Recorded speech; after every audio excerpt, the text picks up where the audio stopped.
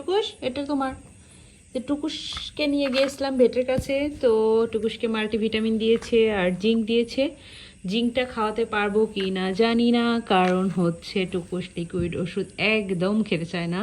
তো ওটা বলার পর ভেট আবার এই এক্সট্রাভাবে এই মাল্টিভিটামিনটা দিয়েছে, বললো এটা অনেক কার্যকরী, যেহেতু টুকুস খাওয়া দাওয়া কম করছে, অনেক বেশি শুকিয়ে যাচ্ছে, প্লাস ওর হচ্ছে লোমটাও অনেক বেশি ঝরে যাচ্ছে, যার কারণে ভেট এই দুইটা ওষুধই দিয়েছেন। বললো এই দুইটা খেলে আল্লাহর রহমতে ঠিক হয়ে যাবে, আর মাল্টিভিটামিনটা খুব দ্রুত কাজ করবে, ও খাওয়া দাওয়া করবে আল্লাহর রহমতে, তখন ভালো হয়ে যাবে, টেনশন করবেন না। তাই বললো যেহেতু ও হচ্ছে ইয়া করা হয়েছে, অ্যান্টিবায়োটিক খেয়েছিল, তারপরে ওর রুচির পরিবর্তন হয়েছে, যার কারণে আপনি এটা খাওয়ান, দেখবেন যে ঠিক হয়ে যাবে। তো সেই জন্য নিয়ে আসলাম। আর ভেটের দোকানে গিয়ে এমন ভয় পাইছে, ওর নানার কোল থেকে নামে নাই, ভেটকে দেখতে দেয় নাই, সেই ব্যাগের ভিতর থেকেই ও হচ্ছে ভেট একটু ওকে কোলে টোলে নেওয়ার মতো করছিল, কিন্তু নিজে দেয় নাই। পরে ওকে একটু দেখলো, বললো যে সমস্যা নেই, এমনিতে তো সব কিছু দেখছি ওর ঠিকঠাক।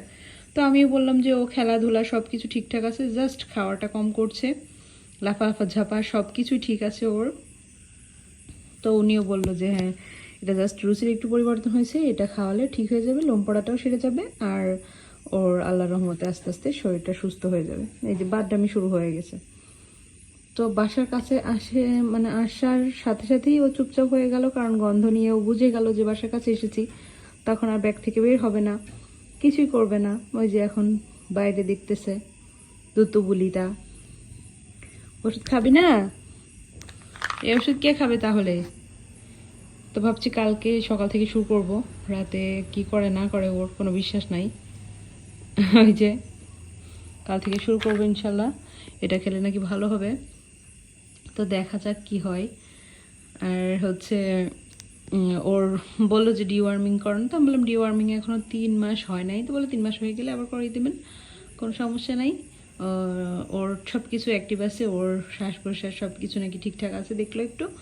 তো আমি বললাম যে না, এমনিতে তো বাসায় কখনো অসুস্থ হয়ে পড়ে আছে এমন না, জাস্ট একটু খাওয়া কম করে, এটাই, তাছাড়া তো কোনো সমস্যা আমিও দেখি না। তো উনি বললো আমিও কোনো সমস্যা দেখতেছি না, তো আপনি টেনশন করবেন না, ও কয়েকদিনের মধ্যে ঠিক হয়ে যাবে, একটু খাওয়া দাওয়া করলে আবার আগের মতো স্বাস্থ্য ফিরে আসবে ইনশাল্লাহ। তো আমার কাছে মনে হচ্ছে একটু শুকিয়ে গেছে, আপনাদের কাছে কেমন মনে হচ্ছে অবশ্যই কমেন্ট করে জানাবেন, কারণ আমার কাছে মনে হচ্ছে যে টুকুস আগে থেকে একটু শুকিয়ে গেছে। বাবা বাবা, এই যে এই ওষুধটা খেতে হবে না, আজকে থেকে খাইতে হবে না, তুমি খাবে না? না নো, ওষুধ ফষুধ কিচ্ছু নিয়ে আসবে না আমার কাছে, এই গন্ধ ওষুধ আমি খাই না, ভালো লাগে না আমার, একদম ওষুধ নিয়ে আসবে না আমার সামনে। আর মেজাজটা গরম লাগে ওষুধ ফষুধ দেখলে, তুমি এসব ওষুধ একদম আমাকে খাওয়াতে চাবে না, আমি একদম খাবো না, আমি চলে যাচ্ছি। তো যাই হোক, আপনারা যখনই কোনো বিড়াল কুকুর আপনার পোষা প্রাণীকে যখনই কোনো ওষুধ খাওয়াবেন, সেটা অবশ্যই ভেটের কাছে নিয়ে ভেটের পরামর্শ অনুযায়ী, প্রেসক্রিপশন অনুযায়ী খাওয়াতে হবে। আন্দাজে একজনের কাছে শুনে, আমার কাছে বা অন্যজনের কাছে শুনে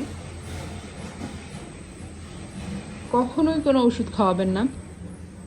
তো গোলানি, কারণ এভাবে ওষুধ খাওয়ানো ঠিক না।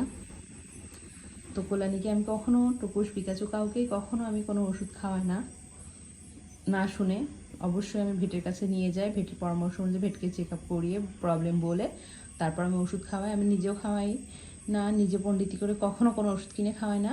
আপনারাও এই কাজটা করবেন না, এর কারণ ওরা প্রাণী, ওরা বুঝতে পারে না, বলতে পারে না, ওদের অসুবিধার কথা, এই জন্য সবসময় ভেট দেখিয়ে চিকিৎসা করবেন। আপনারা আমার কাছে জানতে চান বিভিন্ন ওষুধের নাম, আমি কখনোই সাজেস্ট করি না, তাই আমার কাছে ওষুধের নাম জানতে চাবেন না।